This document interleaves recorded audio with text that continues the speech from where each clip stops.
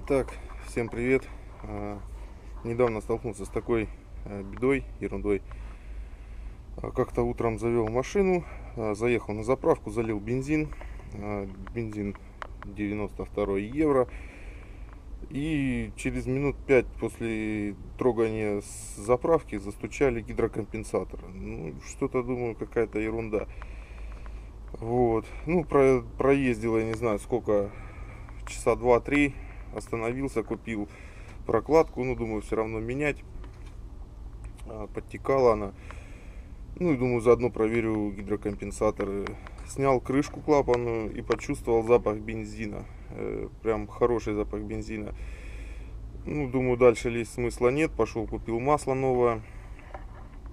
И сразу ремкомплект на бензонасос. Думаю, ну, на всякий случай проверю перед покупками. Взял масло, капельку на белый лист бумаги капнул. И вот как проверить, значит, вот когда попадает масло чистое, оно просто впитывается, вот именно капелька будет стоять и просто впитываться. Когда она с бензином масло, сразу же начинаются разводы на бумаге вокруг, вот, растекаться. Вот, значит, ну, проверил, пошел купил, разобрал, и вот действительно вот такая вот проблема. Вот так вот она не должно делать.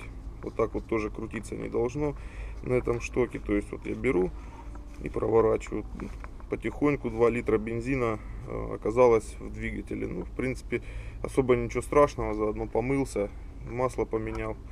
Вот, так что если у кого-то тоже такая проблема будет, резко застучали гидрокомпенсаторы, попробуйте на запах понюхать масло. Возможно, пропускает вот эта вот мембрана. Там еще одна есть, как бы клапана некоторые, но они редко бывают. А вот это вот чаще всего, потому что она самая рабочая, подвижная, она без конца в движении. Здесь она стоит на насосе. Поэтому вот так. Все. Всем спасибо. Пока.